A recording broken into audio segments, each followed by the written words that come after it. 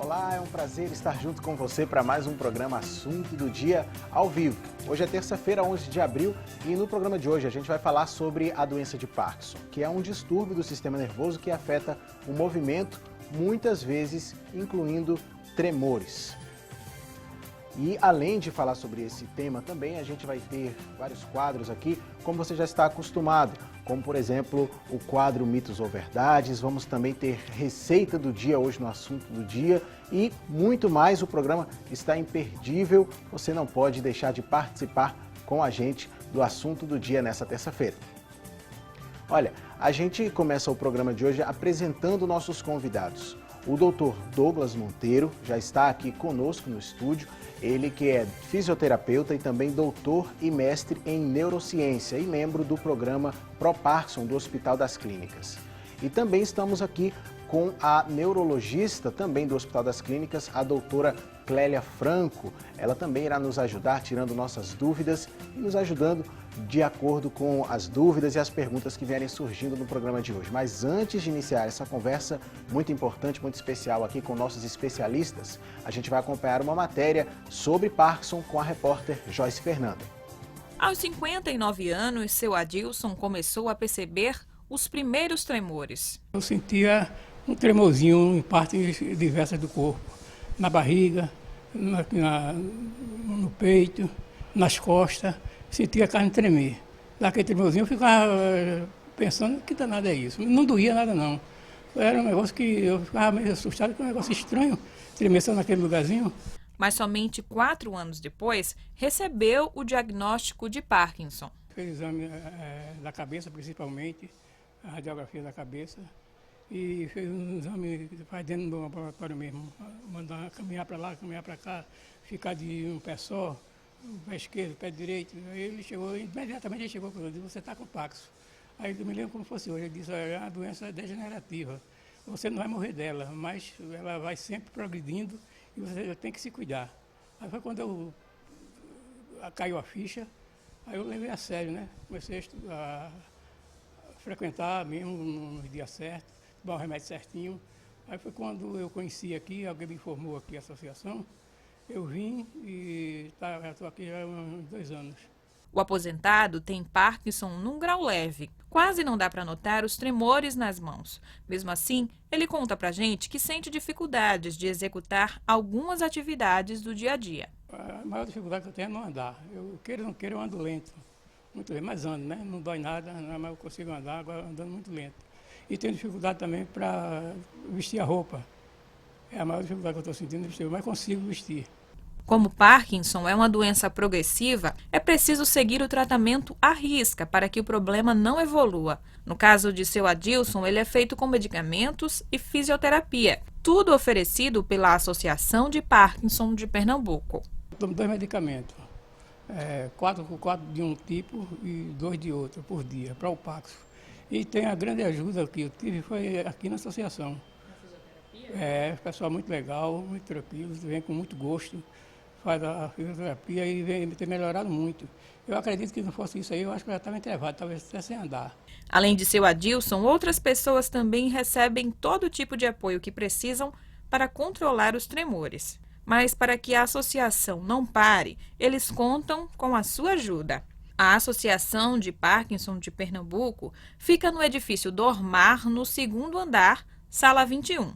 Localizado na rua Engenheiro Ubaldo Gomes de Matos, número 53, no bairro de Santo Antônio. A associação funciona de segunda a sexta, das 8h30 da manhã às 4h30 da tarde. O telefone é o 3424-2710. Quem quiser também pode ajudar depositando qualquer valor na Caixa Econômica Federal. A agência é a 1294 e a conta é a 003-3061, dígito 6. O pessoal aqui são muito esforçados, da direção ao funcionário. Bom, e muito bacana o trabalho da associação, né? E se você deseja e pode ajudar a Associação de Parkinson de Pernambuco, segue mais uma vez o contato por telefone para você ligar e tirar dúvidas, ter mais informações. É o 3424-2710, repetindo, 3424-2710, você liga e se informa para saber como é que você pode ajudar, tá? E se você quiser participar do programa Assunto do dia de hoje, a gente já traz também o tema da enquete para você. Hoje nós estamos perguntando o seguinte: você sabe identificar os sintomas da doença de Parkinson? E aí você pode ligar para 3424-1977 e dar aí a sua resposta, se você sabe ou não identificar esses sintomas. Ou também você pode acessar facebook.com/assunto do dia e responder via internet ou também mandar sua pergunta. O WhatsApp você pode anotar também, é o 99418-1206. A gente quer tirar a sua dúvida aqui e contar com a sua participação. Mas vamos conversar com os nossos convidados, Cintia. A doença de Parkinson tem esse nome porque ela foi descrita pela primeira vez pelo inglês James Parkinson em 1817. Inicialmente, o cirurgião utilizou o nome de paralisia agitante por conta do principal sintoma causado pela patologia. Por mais que alguém não entenda muito sobre Parkinson, sabe que a doença pode causar tremores. Mas hoje a gente vai saber muito mais com nossos convidados. Eu queria dar um bom dia para a doutora Clélia Franco. É um prazer recebê-la aqui, doutora. Um prazer, Guilherme. Bom dia para todos. Doutor Douglas Monteiro, prazer também estar aqui com você no assunto do dia. Obrigado, Guilherme. Obrigado pelo convite. Bom dia. Bom, vamos começar tirando algumas dúvidas. Eu queria começar pela nomenclatura. A gente até conversava aqui em off antes do programa começar. Eu conversava com a doutora Clélia acerca de, antigamente, quando o tema começou a ser mais difundido, utilizava-se o termo mal de Parkinson. E a gente está excluindo cada vez mais essa questão do mal de Parkinson e trazendo o nome doença. É uma questão de humanizar também mais, né?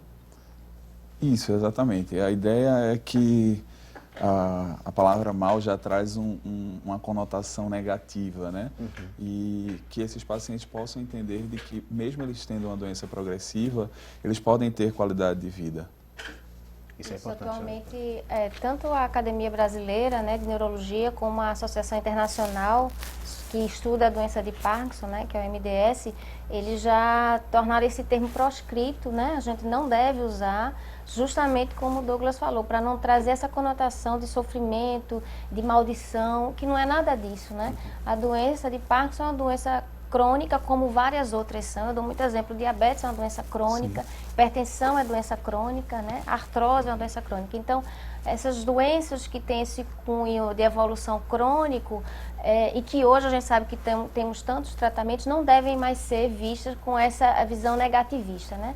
Como você fala, a gente tem que cada vez mais humanizar e trazer a ideia de ser positivo, de ser otimista, porque o resultado é bem melhor.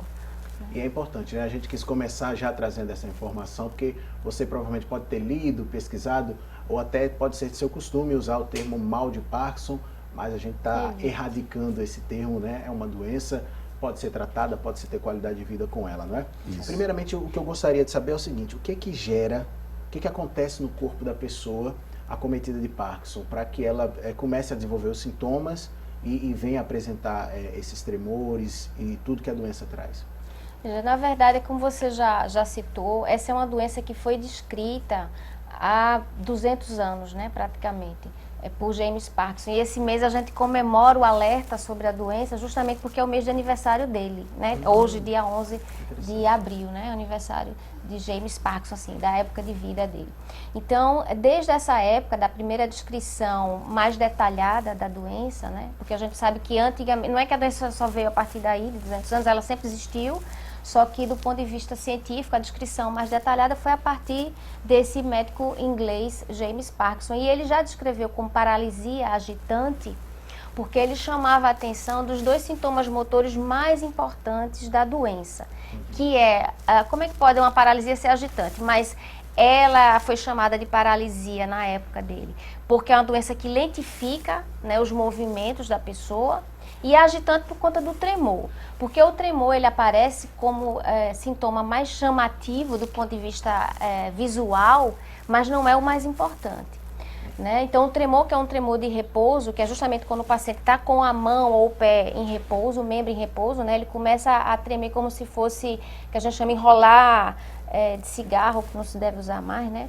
Ou contar moedas, né? Ou contar cédulas, é um tremor mais ou menos assim, em repouso, e que geralmente minimiza ou desaparece quando o paciente entra em movimento. Então, por isso que aquele senhorzinho ali que apareceu no vídeo, a gente não percebe muito o tremor dele, porque quando foi pedido para olhar o tremor dele, ele fez uma postura, né? Isso é ação, não é mais repouso. E ele segurou um copo, também não vai aparecer. Esse tremor que aparece quando eu seguro um objeto é um tremor de outro tipo, não é um tremor parkinsoniano, né? Então o parkinsoniano vai apresentar o tremor quando ele está com a mão parada ou quando ele está andando. Que aí ele nota o tremor e a diminuição do balanço dos braços. Então o tremor é a característica que chama mais atenção, mas não é o que caracteriza mais a doença. Hoje em dia a classificação internacional diz que o sintoma essencial, que a gente chama o sintoma central da doença, é a lentidão, a bradicinesia, né? A lentidão dos movimentos voluntários, que são automáticos, esses movimentos que a gente aprende, né? Os atos motores aprendidos desde criança. Então, é a característica chave. Então, tem que ter lentidão dos movimentos, a bradicinesia. Se não tiver, a gente não pode classificar como síndrome parkinsoniana e aí a gente nunca vai dizer que é doença de Parkinson. Agora, é uma doença que vai ter vários outros sintomas não motores que a gente vai comentar no decorrer do programa. Então, o que caracteriza é a rigidez e bradicinesia, essa lentidão e rigidez do movimento, né, rigidez muscular e articular. E o tremor pode vir junto, quando existe, ajuda muito a diagnosticar, mas ele não é essencial do diagnóstico. Como a doutora Clélia falou, a maioria das pessoas que não conhecem a doença de Parkinson associam logo ao tremor, que não é o sintoma essencial, né, não é o principal sintoma. Então, assim, o tremor necessariamente não está relacionado apenas à doença de Parkinson, o que pode ajudar a confundir no diagnóstico. Como ela falou, a bradicinesia e a rigidez. E tudo isso é causado, na verdade, por uma alteração no sistema nervoso, onde ocorre a morte de neurônios dopaminérgicos, neurônios que liberam uma substância chamada dopamina. E aí, como esses neurônios morrem, na maioria das vezes, de forma idiopática, isso é, sem causa aparente, vai causar toda essa gama de sintomas, que é justamente uma síndrome hipocinética, onde há uma redução dos movimentos, entre elas a doença de Parkinson.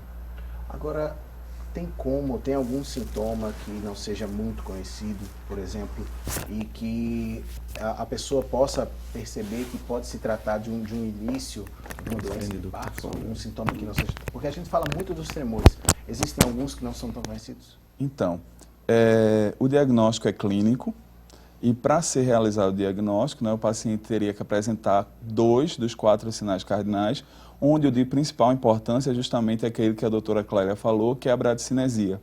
E aí, quais são esses 4 sinais cardinais? A rigidez muscular, né, a bradicinesia, o tremor de repouso e a instabilidade postural, que seria a dificuldade do paciente manter as suas reações de equilíbrio, de proteção. Além disso, alguns estudos novos têm mostrado sinais pré-clínicos, isso é, quando o paciente vem buscar o médico para o diagnóstico da doença de Parkinson, significa que ele já está sentindo algum tipo de alteração, ele está mais lento, ele está começando a tremer, ele está notando alterações na sua escrita, né? A escrita está ficando cada vez menor, mais difícil de compreender. Mas os estudos recentes têm falado de alguns sinais pré-clínicos, que é a hiponosmia, que é a redução do olfato, alterações cognitivas, isso é, alterações relacionadas à memória mais leve, também a questão de distúrbios autonômicos, né, questões que poderiam estar relacionadas a calafrios, alterações na pressão e alterações do sono. O principal dela seria a insônia. Mas aí o paciente geralmente passa despercebido. Quando ele vem buscar o acompanhamento médico, é quando ele começa a ter realmente os sintomas motores. Agora, é interessante que o Dr. Douglas Monteiro falou acerca, a doutora Clélia agora me gerou essa pergunta, acerca dessa questão da perda do olfato, né? É difícil a pessoa perceber a perda do olfato ou é uma coisa que a família, as pessoas que estão perto podem perceber melhor do que o próprio paciente? A hiposmia não é critério de diagnóstico de doença de Parkinson, né? Ele é um critério de reforço do diagnóstico, ajuda a gente a pensar quando a gente não tem outra causa de hiposmia num paciente que tem uma síndrome parkinsoniana. Porque hiposmia é um sintoma inespecífico. Você deixar de sentir o cheiro das coisas tem várias causas, né? E o mais comum, inclusive, é rinite alérgica. Tem que ser levado em consideração um conjunto Claro, de você tem que ter um conjunto, a faixa etária, né? Buscar sempre outras causas. Então, hiposmia quer dizer sentir menos o cheiro das coisas, né? Não só dos alimentos, mas dos perfumes, os cheiros de tudo, né? O cheiro ruim. Então, hiposmia só quer dizer isso, diminuição hipo da olfação, osmia. Hiposmia é um sintoma que, quando aparece no idoso ou no indivíduo que está dentro da faixa etária, com um quadro de bradicinesia, né? Que é a lentidão do movimento e a rigidez, vai somar como critério para diagnóstico clínico. Mas ela sozinha, ou seja, não é qualquer pessoa, eu estou sem sentir o cheiro, eu acho que eu estou com doença de Parkinson. Não é assim, é só para chamar a atenção que é um reforço para ajudar a gente, como o Douglas falou, no diagnóstico. E, doutor Douglas, é importante também a gente passar essa informação para as pessoas, porque muitas vezes é o pessoal na terceira idade que começa a apresentar os sintomas, e é muito mais comum nessa faixa etária. Sim. Então, os familiares, as pessoas que estão próximas, são muito importantes, né? Sim. Quando é que eu devo perceber, por exemplo, digamos, eu tenho uma avó, um avô, em que momento eu devo perceber? Preciso levar ela ao médico? Pode ser que ela esteja apresentando sintomas, esteja mesmo numa fase inicial de doença de Parkinson. Então, geralmente os sinais iniciais estão relacionados à questão do tremor, né? A iniciação do tremor, que inicia-se unilateralmente, isso é, apenas de um lado do corpo, né? Está relacionado às vezes à dificuldade na marcha, os pés começam a ficar arrastados, que tende a tropeçar e pode levar inclusive a quedas, o que é perigoso nessa faixa etária, né? Alterações na fala, uma fala que fica mais lenta, mais monótona, mais baixa. Como eu disse anteriormente, pode também haver alterações quanto à motricidade fina, isso é, escrever, ou dificuldades no dia a dia, como mostrou ali o seu Adilson, né? Estava falando sobre a questão de atividades de vida diária, do se alimentar. Então, esses sinais podem ser indicativos de que é necessário, né, buscar o acompanhamento médico e realizar uma consulta. Não quer dizer necessariamente, né, como a doutora Clélia falou, vai ter que ser feita uma boa investigação para que esteja dentro daqueles critérios e aí sim poder realizar o diagnóstico. Um comentário, Guilherme. Eu acho assim, que se o indivíduo, o ideal, na verdade, é que todo idoso tivesse um acompanhamento geriátrico ou de um clínico geral frequentemente, porque o que a gente deseja, na verdade, a médio e longo prazo é que a gente consiga cada vez mais detectar mais precocemente, né? E, se possível, fazer uma atividade preventiva, porque a gente sabe que todas as doenças neurodegenerativas, como também é a doença de Parkinson, né, dentre tantas outras, a gente consegue, talvez, ter um impacto em minimizar a sintomatologia da doença se a gente fizer uma prevenção, né? E uma prevenção, inclusive, com alimentação, com cuidados de vida diária, alimentação, atividade física, estimulação cognitiva, né? Acompanhamento psicológico, né? Então, se a gente consegue acompanhar esse idoso e detectar o estágio não motor da doença, que são os estágios mais precoces, quando ele tem os sintomas não motores que são mais sutis da família perceber, mas o médico percebe, ou o profissional de saúde, se ele vai para o fisioterapeuta reabilitar uma marcha do idoso, e você já detecta antes disso, né, antes de apresentar uma marcha clássica, uma marcha típica, já alguma lentidão, outro sintoma não motor, porque é para isso que a gente faz o questionário, né, de avaliação. Não é para a avaliação do profissional de saúde, não é nem para detectar exatamente o que o paciente já percebe, mas é justamente para, na história, filtrar sinais sutis ou sintomas sutis que vão nos alertar a diagnosticar mais precocemente a doença. Então, anos antes do paciente ter o sintoma motor, que é o tremor, a bradicinesia, a rigidez, ele pode ter distúrbios do sono, como, por exemplo, distúrbio comportamental no sono. Ele ter um sono muito agitado, ele realizar sonhos e às vezes machuca o parceiro que está do lado, né? Que é muito comum ele ter esse distúrbio comportamental, com muito pesadelo.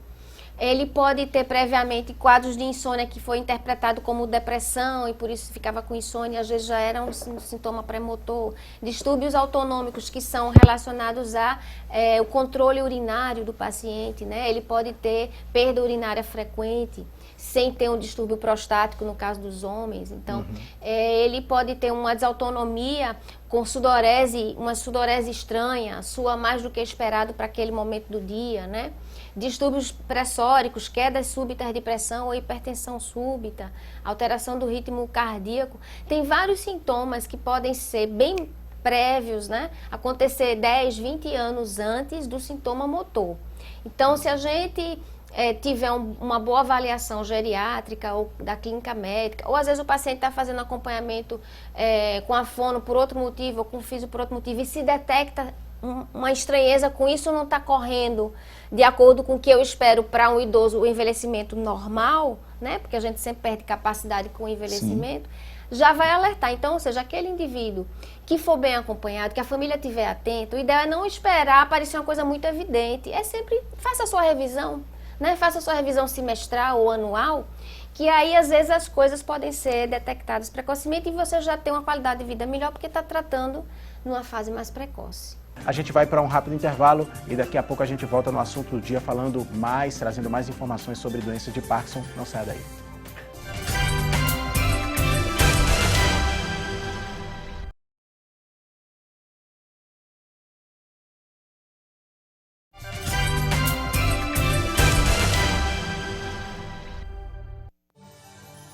A gente está falando sobre o Dia Mundial de Combate à Doença de Parkinson, né? E agora a gente vai conferir o que é notícia na internet sobre esse tema. Quem traz as informações pra gente da web é a Tânia Silva. Tânia, com você. Oi, Guilherme, para você ótima terça-feira e para vocês que nos acompanham, o destaque é do blog Viva Bem com Parkinson. Parkinson, Alzheimer, semelhanças e diferenças. A doença de Parkinson é um distúrbio motor com 4 características principais: rigidez muscular, tremor em repouso, lentidão de movimentos e instabilidade postural. E muitas pessoas costumam confundir a doença de Parkinson com o Alzheimer. Mas elas são 2 enfermidades neurodegenerativas diferentes. Ainda não se conhece a cura definitiva de ambas e os especialistas afirmam que a manifestação dos sintomas são provocados por alterações em diferentes regiões do cérebro. Nos 2 casos, muitas vezes, os primeiros sintomas não são percebidos e não são dadas também as devidas importâncias por serem confundidos com o processo natural do envelhecimento. E para a gente conhecer mais sobre essas doenças, nós vamos ao estúdio com o Guilherme. Guilherme, com você. Muito obrigado pelas informações, Tânia. Gente, a gente está se aprofundando aqui nos conhecimentos sobre a doença de Parkinson, né? Essa patologia que atinge cerca de 4 milhões de pessoas no mundo, com estimativas de esse número dobrar até 2040. Por isso que é importante cada vez mais a gente saber sobre Parkinson.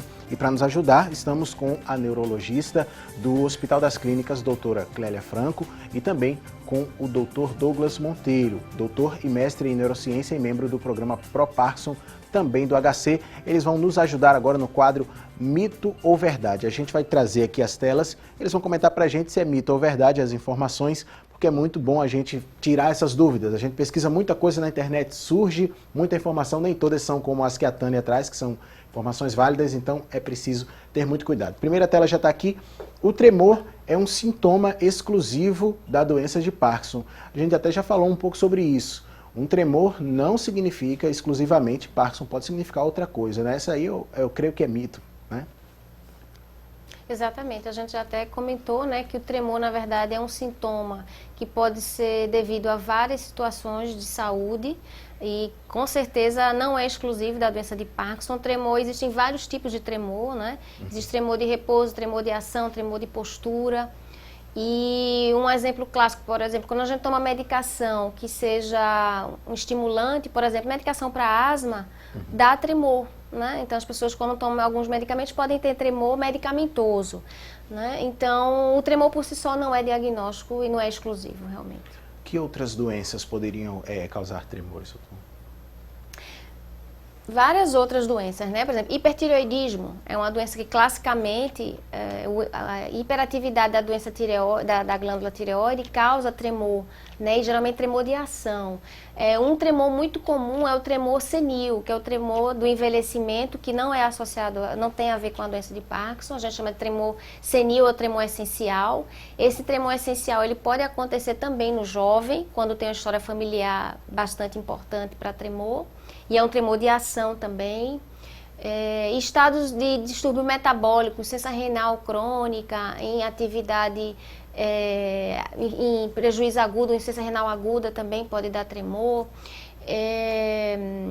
Além de medicamentos, que mais? Alguns acidentes vasculares cerebrais em áreas específicas do cérebro podem causar tremor, que a gente chama de tremor rubral. Tumores. Né? Tumores cerebrais, doenças do cerebelo podem causar tremor. Então tem várias causas de tremor, por isso que o tremor realmente não é exclusivo da doença de Parkinson. Nem sempre vai estar vinculado. Primeira tela é mito, vamos para a mito. próxima.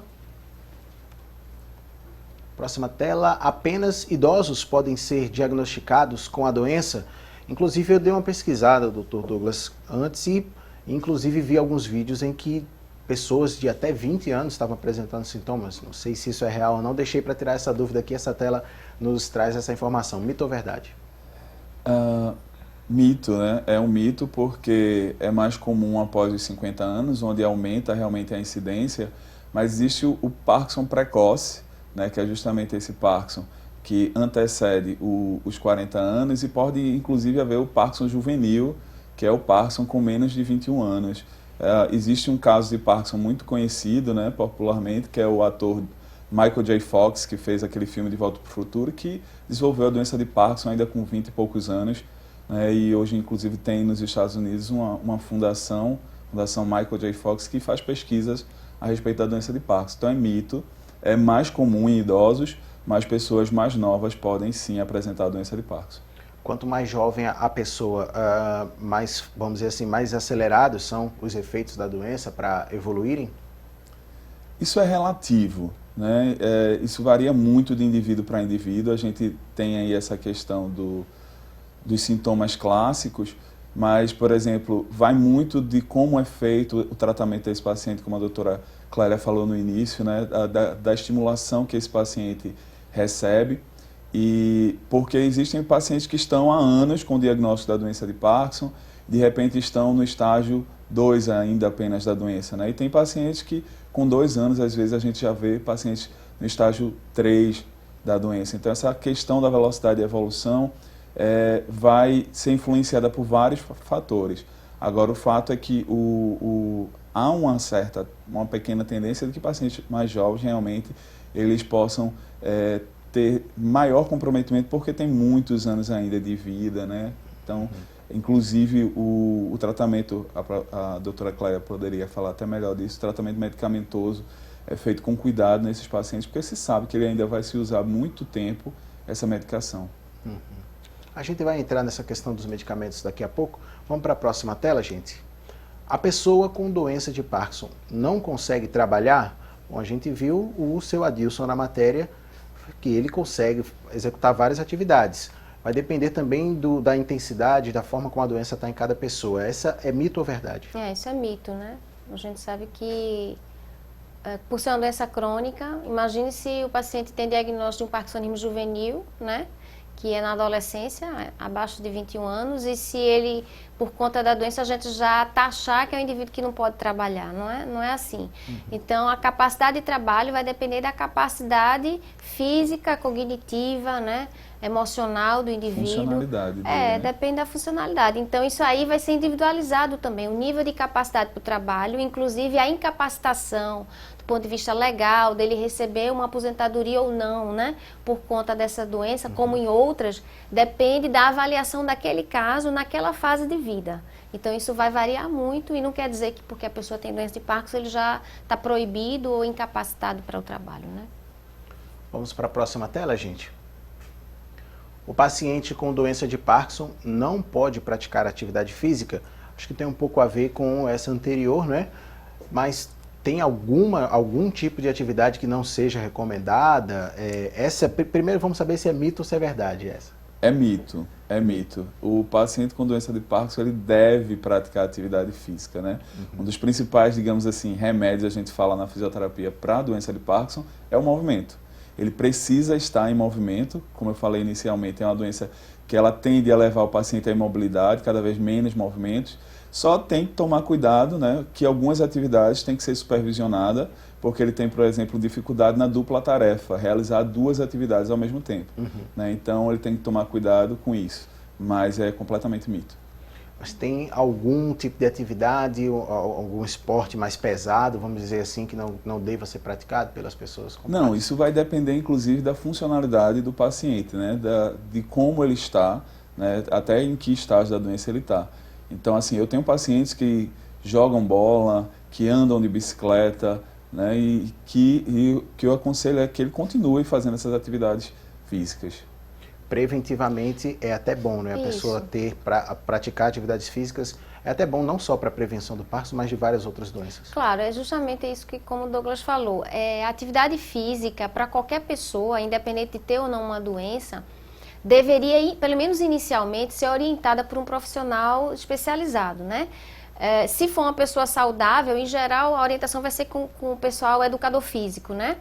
E, claro, quando se trata de um indivíduo que já tem uma patologia, o fisioterapeuta vai orientar para que ele justamente faça uma atividade que não ponha em risco, né, desgaste de estruturas corporais, né? Então, desgaste articular, desvios posturais, né, risco de trauma, de queda. Então, ou seja, a gente não pode dizer que o paciente está proibido de qualquer atividade sem ter avaliado o caso.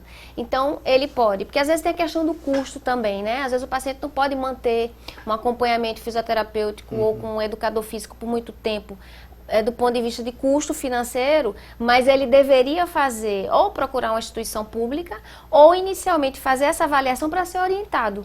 E aí o educador ou o fisioterapeuta vai dizer para ele, você pode fazer esse tipo de atividade, de esporte, o nível de repetição que você pode fazer, o tempo que você pode fazer e expor aquele grupo articular, né, ou os grupos articulares àquela atividade. Inclusive musculação, pegar peso, tudo isso pode ser orientado, o que ele pode fazer para aquela estrutura física e para aquele nível de funcionalidade. Hoje né? já se sabe, né, e tem trabalhos científicos mostrando os benefícios, inclusive, do exercício aeróbico numa esteira, numa bicicleta ergométrica, exercícios resistidos, isso é com a musculação. Tudo vai depender da avaliação que vai ser feita com o paciente. É bem particular isso. Isso, né? é individualizado. A gente tem que avaliar o paciente, saber aquilo que ele tem condição ou não de fazer. Algumas atividades vão precisar ser supervisionadas, como eu falei. Mas o paciente com doença de Parkinson, ele pode sim praticar atividade física. Ele viu, deve, gente? deve Dizer que não praticar. pode é mito. Vamos para a próxima. A doença é degenerativa, mito ou verdade? É verdade, ela é uma doença considerada degenerativa, embora, né, estudos mais recentes, tem várias vertentes, estudando inclusive a possibilidade de ser uma doença que aconteceu por um vírus infectante ou por uma proteína infectante, né, que é a linha de pensamento que a gente chama de doenças priônicas.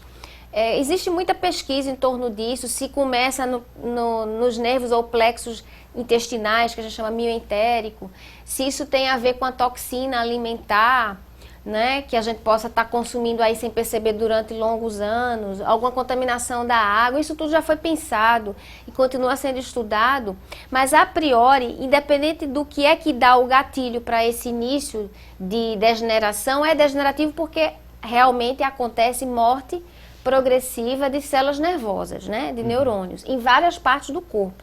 Não é só na substância negra, né? Não é só nos núcleos dopaminérgicos. Existem outros núcleos que a gente já sabe que estão comprometidos por morte neuronal na doença de Parkinson. Núcleos de noradrenalina, de serotonina, de outras substâncias químicas também vão estar comprometidos.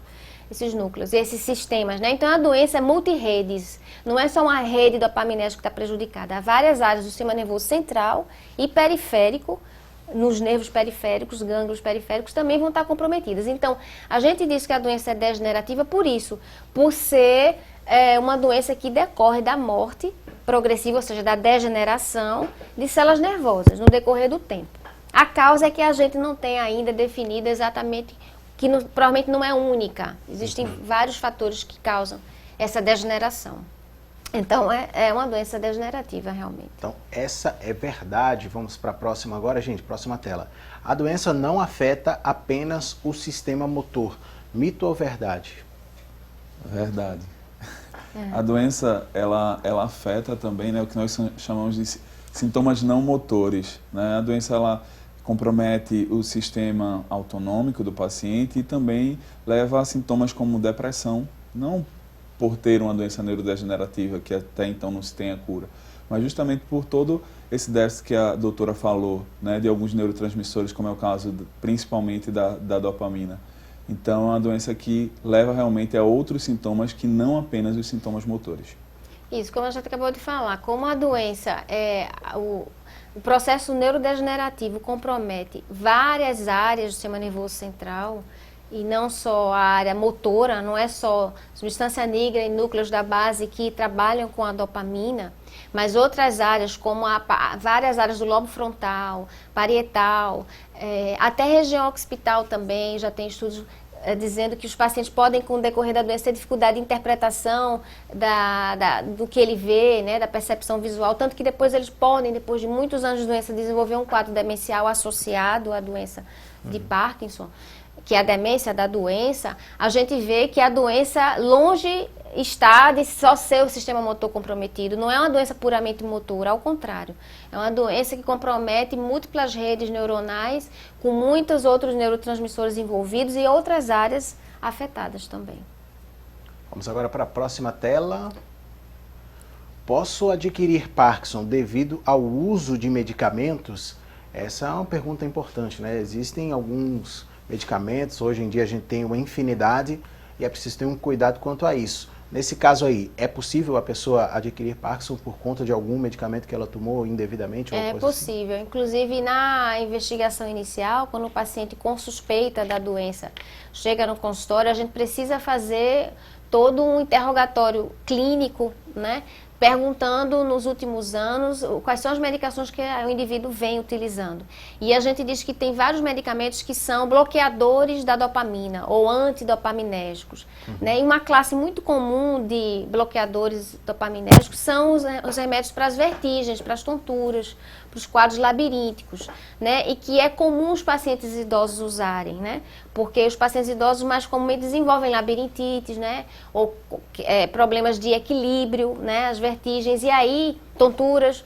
Eles usam cronicamente substâncias que a gente chama Vertizine, Vertix, tem vários, Tugeron, remédios para labirintite, que são bem indicados, mas por um período. E o paciente às vezes não volta para o médico e continua tomando remédio cronicamente. E esse uso crônico, né, desses antidopaminérgicos causa um quadro de síndrome parkinsoniana, ou seja, sintomas e sinais muito parecidos, como se fosse a doença de Parkinson, mas está sendo causado por um medicamento. Alguns medicamentos também, que a gente chama da classe dos neurolépticos, que são remédios para controle do comportamento, são muito usados em quadros de doenças psiquiátricas. Então, pacientes que têm distúrbio do comportamento, esquizofrenia, ou quadros psicóticos, que às vezes começa até na adolescência, né, essas doenças, precisam usar cronicamente medicamentos para controle do comportamento, e alguns desses medicamentos, eles bloqueiam a atividade da dopamina cerebral. E aí, com o passar do tempo, os pacientes vão desenvolver um quadro parecido com doença de Parkinson, mas os médicos que acompanham já sabem que ele é um parkinsonismo medicamentoso, e tem formas de a gente tratar isso também. E se a pessoa deixar de tomar esses remédios que ocasionaram isso, com o tempo, esses sintomas aí, eles vão desaparecer, doutor? Sim, eles podem melhorar. Também depende do quanto, né, pode ter sido afetado a estrutura, levando a alguma morte neuronal. Então, aqui aquela morte neuronal que já aconteceu, ela não pode ser revertida. Porém, é comum que os sintomas eles possam melhorar, sim, com essa parada dos medicamentos. Muitas vezes a gente faz a troca para o outro grupo de medicamentos que não tem esse efeito tão importante. E o que acontece às vezes é que o uso desses medicamentos cronicamente pode precipitar um quadro de doença de Parkinson que o indivíduo ia desenvolver 20 anos depois, porque a gente vai falar mais adiante sobre isso, mas a gente sabe que existe uma predisposição genética em alguns casos, né, da doença degenerativa, existe uma predisposição genética. Então, às vezes, foi um indivíduo que usou um antidopaminérgico para tratar uma labirintite e ficou usando cronicamente, e geneticamente ele ia desenvolver, digamos, doença de Parkinson aos 70 anos, e o uso do antidopaminérgico pode ter antecipado essa doença. E ele passa a apresentar sintomas aos 50, por exemplo. Às vezes a gente tira a medicação que a gente achava que era a causa e ele não volta para um quadro normal, ele não recupera a funcionalidade. Então existe isso também, o medicamento que causa a síndrome parkinsoniana. Muitas vezes com a retirada o quadro parkinsoniano desaparece, mas nem sempre por conta dessa precipitação de um quadro que ele iria desenvolver mais adiante, provavelmente. Pessoal, vamos lembrar vocês da enquete que a gente lançou hoje para vocês responderem para a gente. A gente está perguntando se você sabe identificar os sintomas da doença de Parkinson. E aí, você tem esse conhecimento? Você consegue identificar? Agora até que ficou mais fácil com a ajuda dos nossos especialistas aqui. Para responder, você pode ligar 3424-1977. Você pode responder pelo telefone. Ah, mas eu prefiro utilizar a internet. Então vai lá, facebook.com/assunto do dia, você responde também e participa aqui com a gente. Vamos para um rápido intervalo, na volta a gente vai tirar dúvidas aqui sobre o tratamento da doença, dúvidas importantes que você não pode perder.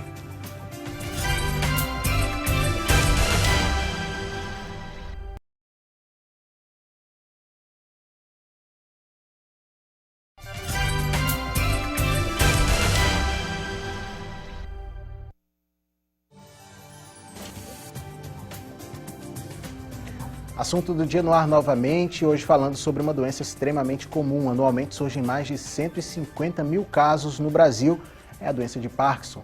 E a gente vai tirar dúvidas agora sobre a questão do tratamento, né? Doutor Douglas Monteiro, eu queria que o senhor falasse acerca do tratamento. Ele é feito à base de medicamentos, a pessoa deve fazer também sessões de fisioterapia, deve ter uma mudança de alimentação. O que é feito para que o paciente possa... A gente sabe que a doença não tem cura, mas que ele possa ter qualidade de vida. O tratamento da doença de Parkinson ele é multidisciplinar, né? Então ele vai ter que ter o acompanhamento médico. A doutora Clélia vai falar sobre essa questão da medicação. Então, geralmente ele faz uso de uma medicação que vai melhorar esses sintomas, principalmente os sintomas motores da doença, os sintomas que esse paciente apresenta, mas é necessário que esse paciente ele possa também ter o acompanhamento de outros profissionais de saúde, como é o caso da fisioterapia, da fono, já que ele tem alterações na fala, na sua deglutição também pode acontecer, né? A psicologia, então diversos profissionais vão estar envolvidos nesse tratamento. Então, como foi dito anteriormente, é imprescindível que esse paciente ele possa melhorar suas atividades, né? Melhorar, movimentar-se e dessa forma, o principal objetivo da fisioterapia, no meu caso como fisioterapeuta, é minimizar, né, todo o efeito deletério que os sintomas da doença traz para a vida do paciente, para as atividades de vida diária, né, e dessa forma melhorar a performance do paciente, principalmente durante a marcha. O seu Adilson falou ali, né, que uma das principais dificuldades dele é a marcha, isso é caminhar. Um estudo com mais de 1000 pacientes foi realizado e viu que a queixa principal dos pacientes com doença de Parkinson é justamente essa, é o caminhar. Então o paciente ele tem grande dificuldade porque essa marcha ela tende a ter os pés arrastados, ele tem uma alteração postural onde o centro de gravidade dele fica anteriorizado, né, e é como se ele estivesse correndo atrás desse centro de gravidade, e além disso ele tem um fenômeno chamado de freezing, que é o congelamento. Então ele congela durante a marcha e isso pode propiciar quedas. Então a gente trabalha com essa questão da prevenção de quedas, da melhora da postura desse paciente, né, a questão da melhora da função cardiorrespiratória do paciente, né, e dessa forma trazendo qualidade de vida de forma geral, para que ele possa se movimentar melhor, para que ele possa realmente ter uma vida, digamos, normal ou mais próxima do normal. Doutora Clélia, essa questão dos medicamentos, né? A senhora até deu uma introdução lá, eu disse, vamos falar posteriormente, que eu queria entender muito bem. Geralmente a pessoa que tem Parkinson, ela toma muitos remédios, ou apenas um remédio, ou muitas doses. Como é que é feita essa medicação para a pessoa? E esses remédios atuam de que forma também? Bom, a decisão, né, a escolha do medicamento faz parte de um tratamento global do paciente, né? E isso tem a ver com, primeiro, o estágio de doença que ele se encontra, a faixa etária do paciente é muito importante, se ele é mais jovem, se ele é um paciente mais velho. Depende das comorbidades também que ele tem, para a gente ver se pode associar com outras medicações ou não. O que eu digo, antes do medicamento, o que é mais essencial é a atividade física, né? Como o Douglas já falou. E eu digo muito aos meus pacientes que, como o medicamento ele é para o sintoma motor, em geral, porque ele ajuda pouco os sintomas não motores da doença. E o que mais ajuda o sintoma motor é ele praticar, ele fazer a repetição supervisionada da atividade física. Muitas vezes, se o paciente só fizer o medicamento, ele não vai ter tão bom resultado quanto se ele fizer a reabilitação física. Mas em termos de medicamentos, a gente sempre vai procurar a atuar na via de substância química que já está comprovadamente definida como comprometida, que é a via dopaminérgica. A gente sabe que tem as outras redes afetadas, que muitas vezes a gente vai usar outros medicamentos também, mas a base do tratamento medicamentoso são com substâncias que aumentem o nível de dopamina no sistema nervoso central, né, principalmente. Então a gente vai usar o próprio precursor da dopamina, que é a levodopa, que é um medicamento que tem várias marcas, né, mas é uma substância que vai ser utilizada como comprimido ou cápsula, ou existe também um dispersível que a gente coloca na água. O paciente vai fazer uso ou da própria levodopa, que é um precursor, ou de uma substância que a gente chama de agonista dopaminérgico, que é uma substância que no sistema nervoso vai agir mimetizando como se fosse a dopamina. Ele vai lá aderir no receptor de dopamina, por isso que a gente chama agonista. Ele ajuda o sistema dopaminérgico a funcionar.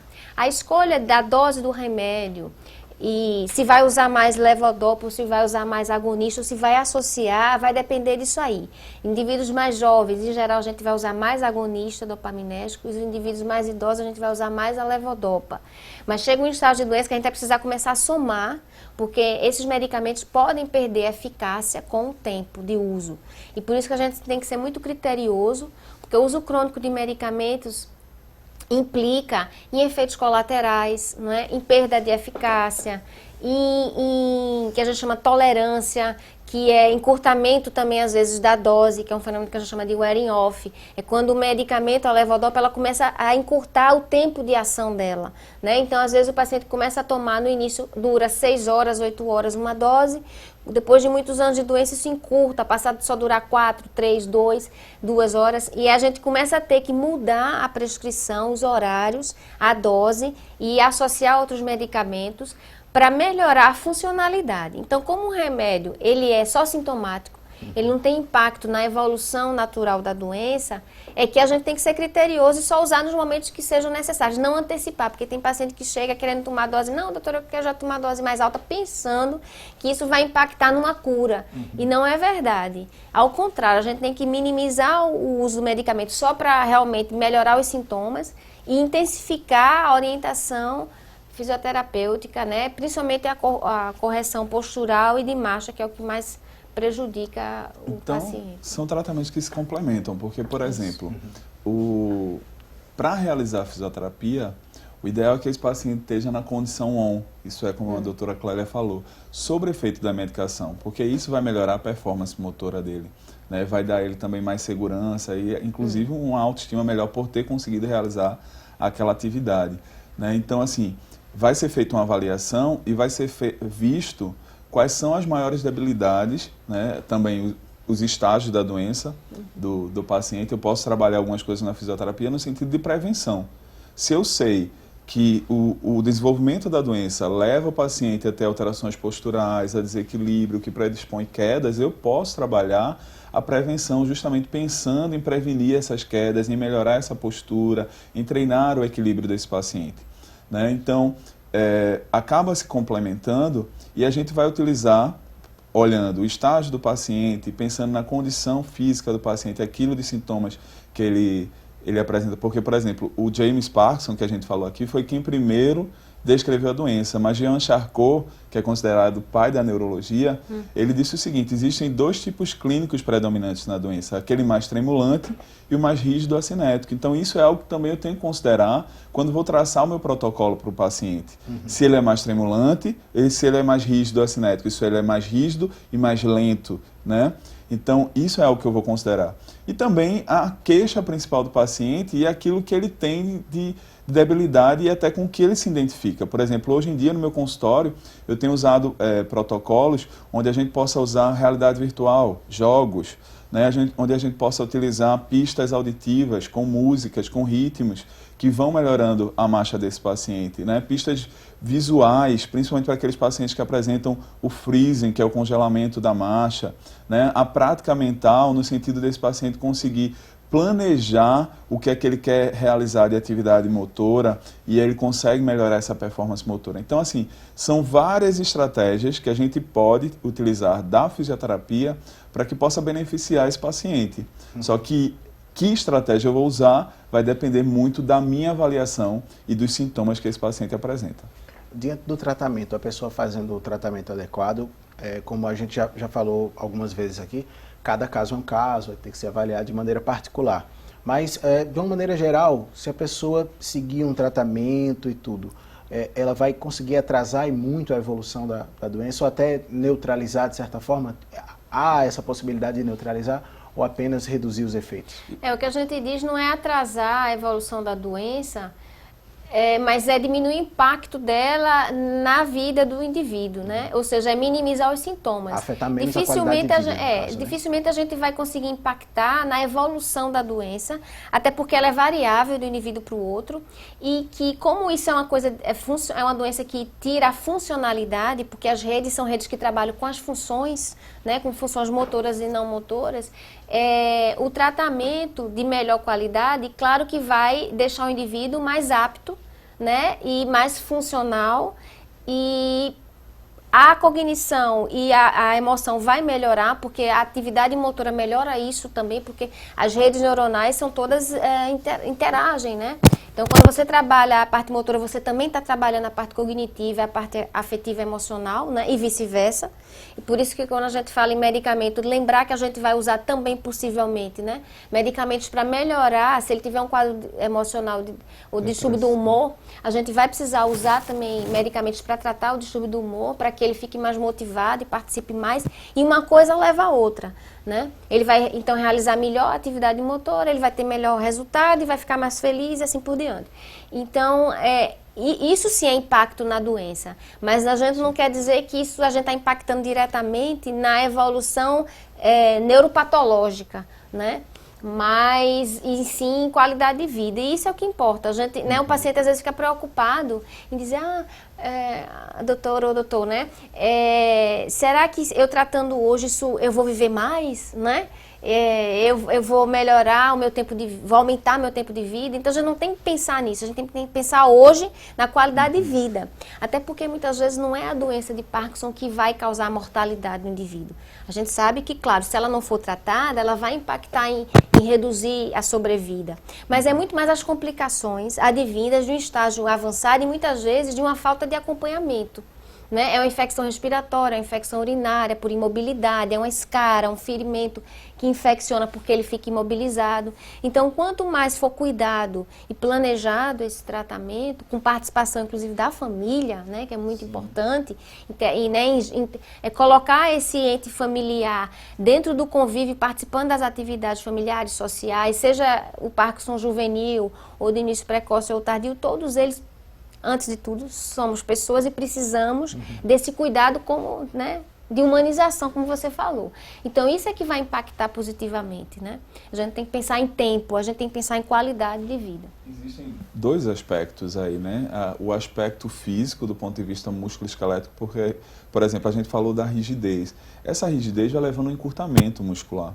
Eu falei também do fato da imobilidade, da redução dos movimentos. Então, de forma geral, quando a gente não usa aquela musculatura, ela tende a se enfraquecer, né? Um idoso, qualquer idoso, que não se movimenta, que não pratica uma atividade física, ele vai perdendo em massa muscular, ele vai perdendo inclusive em massa óssea, né? Então, a importância é do seguinte, esse encurtamento muscular dando ao paciente uma maior alteração postural, que acaba influenciando na função cardiorrespiratória do paciente.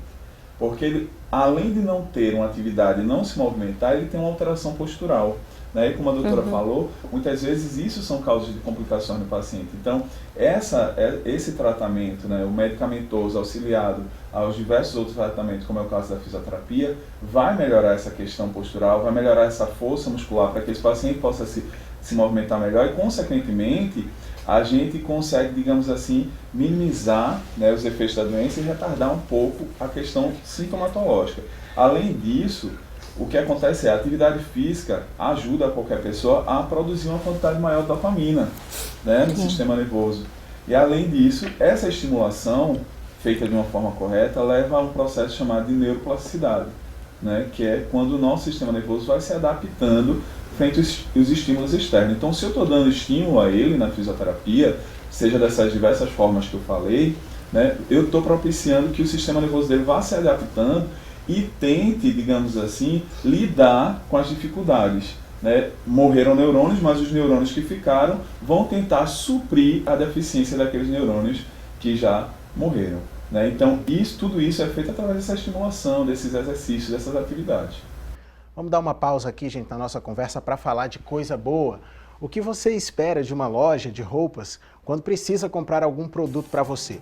Preço baixo de verdade, qualidade nos produtos e um excelente atendimento, correto? Na loja Lady Eva Moda Evangélica você encontra tudo isso. Olha que notícia boa! A Lady Eva Moda Evangélica está realizando a mais impactante liquidação de todos os tempos. São mais de 1.100 ternos, lindas camisas sociais, gravatas e sapatos. E para a mulher evangélica, mais de 600 vestidos sociais e de festas. Lindas saias longas, blusas, vestidos e também saia jeans. A ordem lá é para zerar todo o estoque. Venha comprovar o que todo mundo está falando. Ninguém vende mais barato do que a Lady Eva Moda Evangélica. Confira o VT. E tudo que está fazendo, nós temos uma excelente notícia para você. A Lady Eva está realizando a maior e mais impactante liquidação de todos os tempos. São roupas abaixo do preço de custo. Descontos que podem chegar até R$300 por peça. Nossos consultores e especialistas em moda evangélica vão lhe atender. Paguem até 6 vezes sem juros. Fique ligado, nossa liquidação vai do dia 7 ao dia 16 de abril. E tem mais, você não precisa comprar nada. Basta visitar uma de nossas lojas e concorrer a um vale-compras de R$1.000. 2 lojas a seu dispor. Lady Eva Shopping Costa Dourada e Boa Viagem. Fone 3059-2249. 3059-2249. É muito preço baixo e qualidade, gente. Lembrando que o atendimento na Lady Eva é realizado por consultores especialistas em moda evangélica. E olha que legal, durante esse mês, como você viu no VT, basta visitar uma das lojas Lady Eva e concorrer a um vale-compras de R$1.000 no dia 28. Não precisa comprar nada, basta visitar uma das lojas e você já vai estar concorrendo. Imagine, ganhar um vale-compras de R$1.000. Lembrando que são 2 lojas Lady Eva Moda Evangélica ao seu dispor. Uma no Shopping Costa Dourada e a outra no bairro de Boa Viagem. O telefone para você se informar, 3059-2249. Não deixe de ligar, não deixe de visitar também a loja Lady Eva. Vamos para um rápido intervalo, já já a gente volta.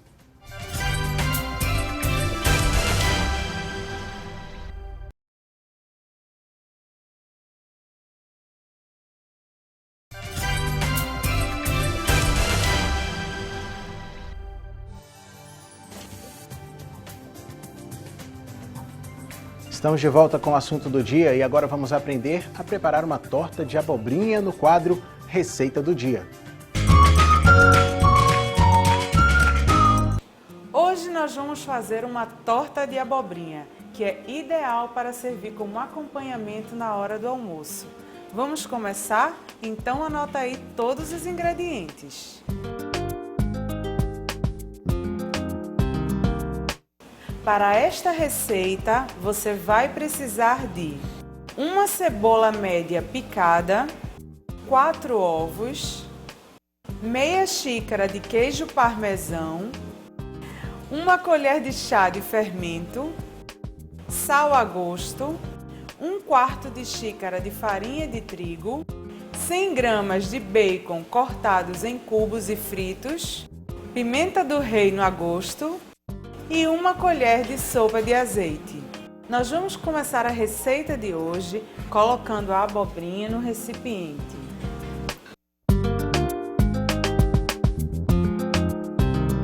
O próximo passo é bater os ovos levemente.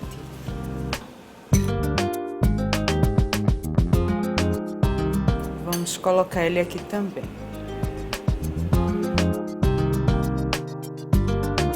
Nós vamos colocar aqui também a cebola.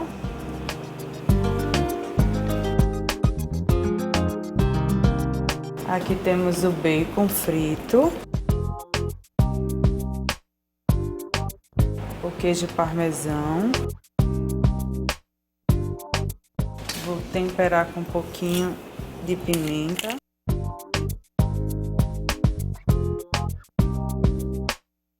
Um salzinho a gosto.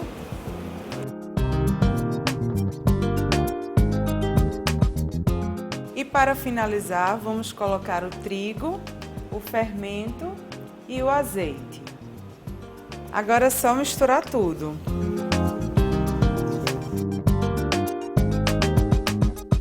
Aqui nós temos uma forma de fundo falso untada com margarina enfarinhada e nós vamos colocar a massa aqui.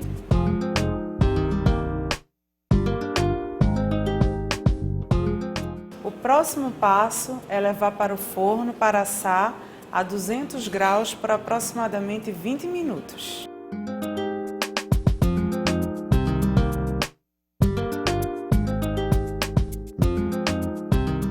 A torta já está pronta, agora nós vamos retirá-la do forno.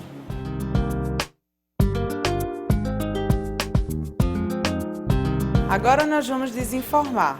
Eu sempre uso um copo para ajudar quando a forma é de fundo falso.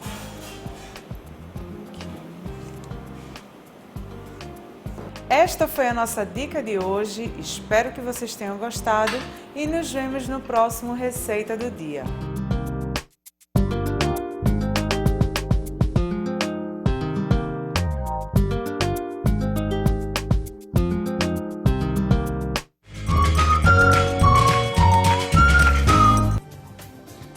Essa foi a nossa receita do dia para você, uma coisa boa, né, para você fazer aí, convidar sua família, seus amigos para almoçar na sua casa e comer essa torta maravilhosa. Por falar em coisa boa, gente, a gente vai também trazer mais um quadro agora, acompanhando as oportunidades de emprego no quadro Há Vagas.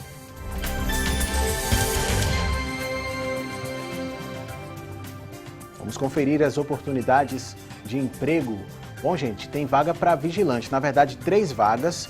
Pede ensino médio completo, experiência de 6 meses e o salário é de R$ 1.300. Vamos para mais uma vaga. Uma vaga para marceneiro. Também é solicitado o ensino fundamental completo e experiência de 6 meses na função e o salário é de R$ 1.400. Mais oportunidade, uma vaga para técnico de enfermagem. E aí está pedindo ensino médio completo, experiência de 6 meses na função e o salário é de R$ 937. Só lembrando para você, gente, que você que vai procurar essas vagas, boa sorte para você. O Sistema Público de Emprego, Trabalho e Renda fica localizado na Avenida Rio Branco, número 155, no bairro do Recife Antigo. O telefone é 3355-2900. Vamos aproveitar ainda, gente, o vídeo aqui para trazer perguntas dos nossos telespectadores. O João Albertin, que mora em Jordão Alto, pergunta para a gente quais as causas da doença de Parkinson. A gente já falou um pouco sobre isso. As causas, elas não são devidamente conhecidas, né? O Jair Albertin pergunta para a gente. Na verdade, existem um número menor de casos que são as formas geneticamente determinadas, quando tem um padrão de herança familiar, mas isso é um número muito reduzido de casos, né? Em torno de 5% dos casos da doença existem genes conhecidos, que são os grupos dos genes chamados Parkin, mas isso é apenas em torno de 5% dos casos. A maioria dos casos diagnosticados com doença de Parkinson, a causa exata a gente não sabe, a gente diz que é idiopático, mas aparentemente deve ser multifatorial. Em geral, devem existir fatores ambientais que possam, com o passar dos anos, interferir, como é o que eu falei, exposição a substâncias tóxicas, contato crônico com agrotóxico, com metais pesados, com inclusive drogas, né, drogas ilícitas. O uso crônico de drogas pode predispor ao aparecimento porque são causas de lesão neuronal, né, lesão celular.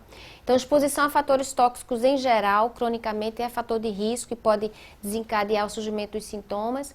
Mas a gente sabe que o principal mecanismo de neurodegeneração deve envolver problemas metabólicos em algumas proteínas neuronais.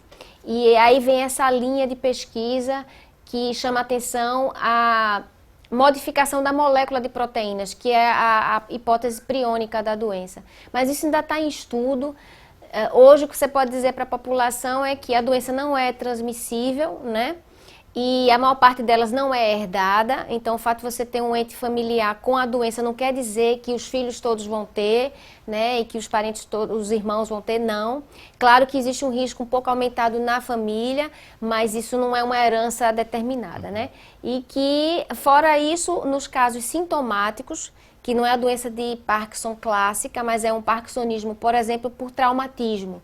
Então, uma forma preventiva é você evitar traumas repetitivos no crânio. E aí, eu lembro um professor lá da faculdade, que é o Dr. Márcio Andrade, que ele fala muito do parkinsonismo pugilístico. As pessoas que trabalham com boxe, né, o esporte, o boxeador ou aqueles MMA, né, que é o vale tudo. Então, esportes de impacto, inclusive futebol americano, que também tem muito impacto na cabeça, né? Então, é porque são traumas repetitivos e crônicos. Eles passam anos da vida treinando intensivamente e competindo intensivamente, e já foi descrito uma forma de parkinsonismo pugilístico, né? Um exemplo que a gente sempre fala é o Muhammad Ali, né, que desenvolveu a doença, e claro que ele deve ter tido uma predisposição genética, mas o componente de trauma repetitivo é determinante. Então, se a gente puder evitar longo prazo de exposição a impactos cranianos de repetição, isso é o ideal também, a forma de você evitar a doença, né? E existem formas infecciosas, que são encefalites, né? O indivíduo quando tem encefalite viral ou infecção bacteriana do sistema nervoso, podem desenvolver quadros de síndrome parkinsoniana. Mas a doença clássica, ela não tem uma causa única conhecida. Ok, muito obrigado, Jair Albertinho de Jordão Alto, mas temos também mais uma pergunta, não é isso, gente? A Maria das Graças, que mora na Várzea, pergunta: quais os benefícios da fisioterapia em relação à doença de Parkinson? O doutor Douglas já falou um pouquinho sobre isso, né? Mas vamos esclarecer aí a dúvida da Maria das Graças. Os benefícios da fisioterapia para a doença de Parkinson são inúmeros, né? Desde a questão de melhorar a mobilidade, as atividades de vida diária, como se vestir, tomar banho, né? Ele também vai melhorar a função cardiorrespiratória desse paciente. E como a doutora falou, há uma relação entre essa questão da motora e a cognição. Então, muitas vezes, até a questão emocional do paciente, ele acaba sendo influenciada, né, por todos esses benefícios que a fisioterapia pode trazer. Lembrando que é um tratamento multidisciplinar, né? Por exemplo, lá no Hospital das Clínicas a gente tem o Pro-Parkinson Medicina, o Pro-Parkinson Fisioterapia, Pro-Parkinson Terapia Ocupacional, Psicologia, né, Odontologia, e é um programa que tem como objetivo justamente trazer essa assistência. E aí os pacientes que estão sendo tratados lá têm tido bastante benefícios, né, têm se beneficiado justamente dessa questão da fisioterapia. Então, assim, desde o alcançar e agarrar um objeto, a conseguir se locomover dentro de casa, a poder trabalhar, continuar trabalhando, como alguns pacientes estão, a gente discutiu hoje aqui, tudo isso vai ser um benefício que a fisioterapia vai trazer para esse paciente. Ok, Maria das Graças, esperamos ter respondido sua dúvida. E tem mais um telespectador que também fez a pergunta para a gente. Esse telespectador não se identificou, mas tem 75 anos e ele diz: tenho hérnia de disco e sinto tremores nas pernas. A hérnia de disco tem relação com a doença de Parkinson? Pergunta do nosso querido telespectador aí, tem alguma relação? Não, a hérnia de disco não tem nenhuma relação com o surgimento de doença de Parkinson, nenhuma. É mais fácil o tremor das pernas dele tem a ver com a hérnia de disco estar comprimindo uma terminação nervosa do que ele pensar que tem a doença de Parkinson. Ou até a hérnia não tem nada a ver com os tremores, né? Então, como a gente não avaliou os tremores, o que é que ele considera tremor, porque o tremor pode ser uma mioclonia, pode ser um clonus espástico, tem vários movimentos que às vezes... Então, assim, uma coisa não tem nada a ver a hérnia com a doença de Parkinson, e duvido se a hérnia tem a ver com os tremores, né? O ideal é que procure um profissional. Exatamente. Em todo caso, ele tem que estar sempre com acompanhamento médico em dia para saber. Como a gente já falou, os tremores não necessariamente são doença de Parkinson, então é bom você procurar o seu médico, tá? A gente já conversou bastante, gente, sobre o tema de hoje, mas sempre que se fala de saúde é importante tirar toda e qualquer dúvida, tanto que a gente abre o espaço para os nossos telespectadores, né? Até para saber como cuidar de alguém com Parkinson, pois entre os familiares e entes queridos podemos ter pessoas que sofram com a doença. Mas é possível viver sim com qualidade, ter qualidade de vida mesmo a pessoa tendo Parkinson. Para isso é muito importante que esse círculo social seja montado, e a gente queria falar sobre essa questão mais social da doença.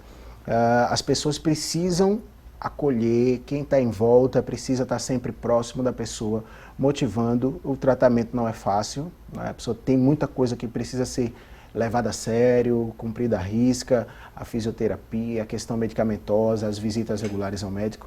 E qual o papel da família nesse sentido de acolher, principalmente até porque se trata muitas vezes, na maioria das vezes, de pessoas idosas, né? A família tem que estar junto ali, dando aquela base, aquele apoio.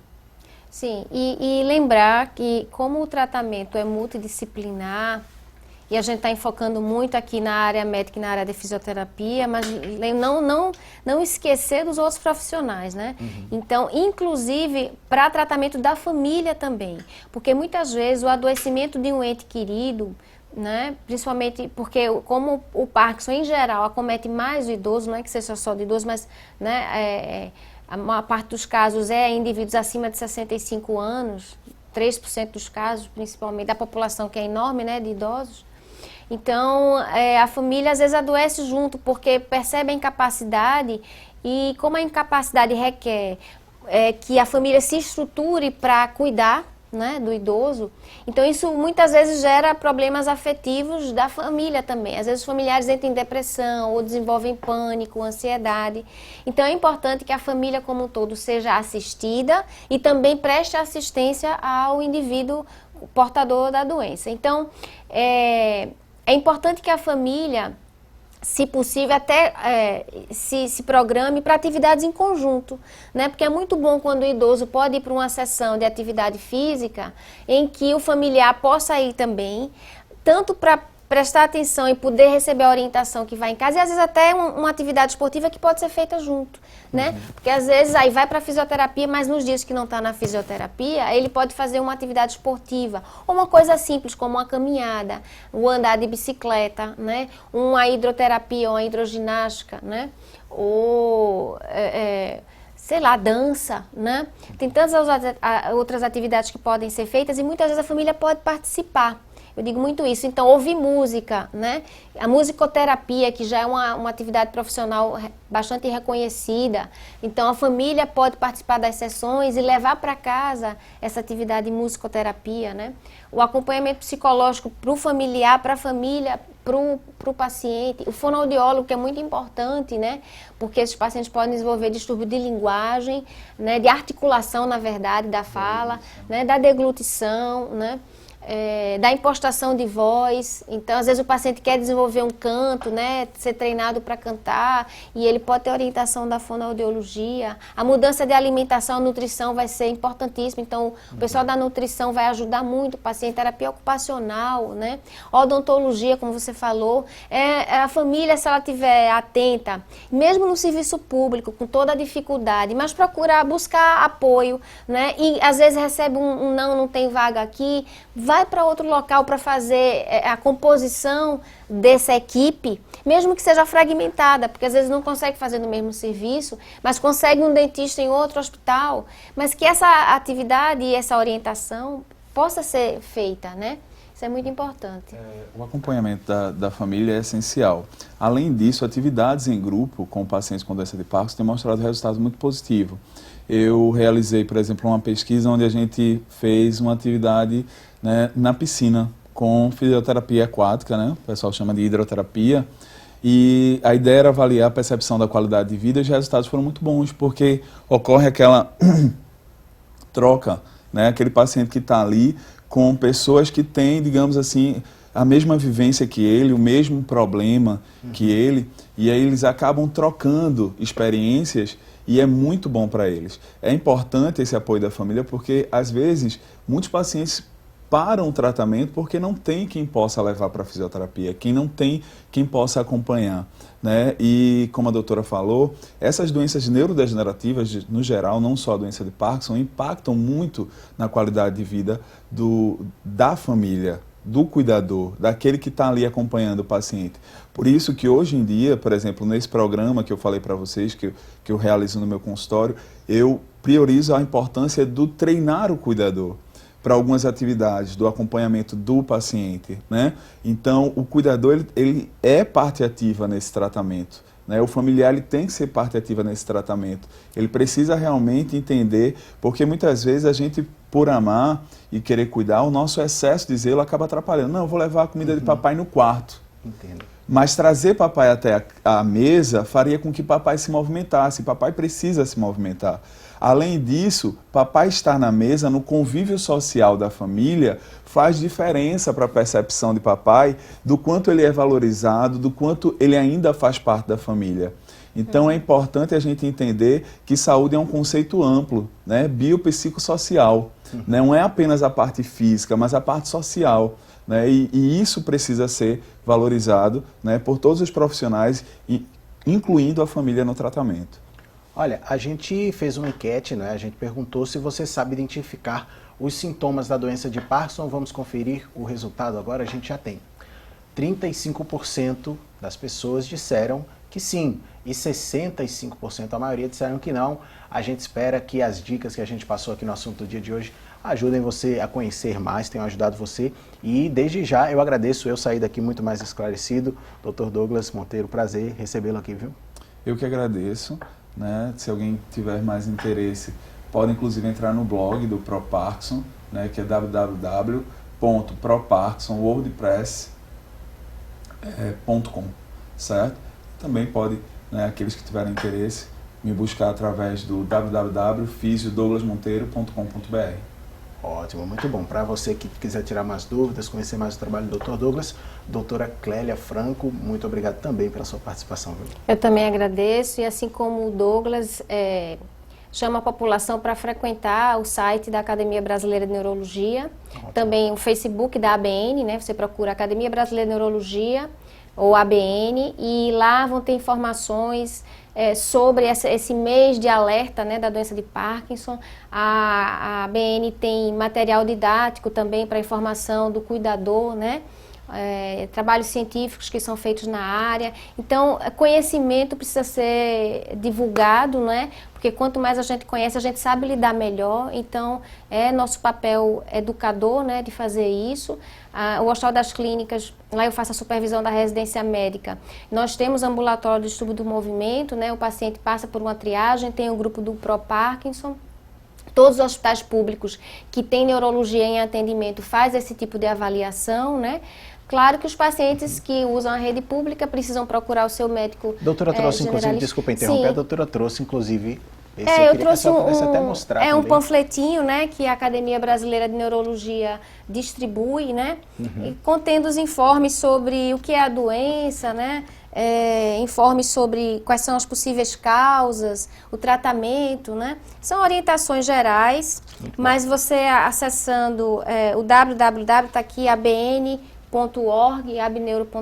né? Ótimo. É o site da academia e lá a gente pode ter informações, inclusive vincula a outros sites, a Organização Internacional, que é o MDS, que é a Sociedade Internacional que estuda a doença de Parkinson, todos esses estudos americanos, europeus, né? Congrega essa sociedade aí, esses estudos e os congressos para atualização. Quem tiver interesse, quem é da área de saúde, né? Ou mesmo os cuidadores e familiares que querem mais informação. Isso é muito importante. Ok, muito obrigado pela participação de vocês mais uma vez. Obrigado, equipe, todo mundo que trabalhou aqui e, é claro, a você que nos assiste. Vamos deixar já combinado o encontro de amanhã às 9h30, ao vivo, no programa Assunto do Dia. Eu conto com você. Tenha uma ótima terça-feira e até lá.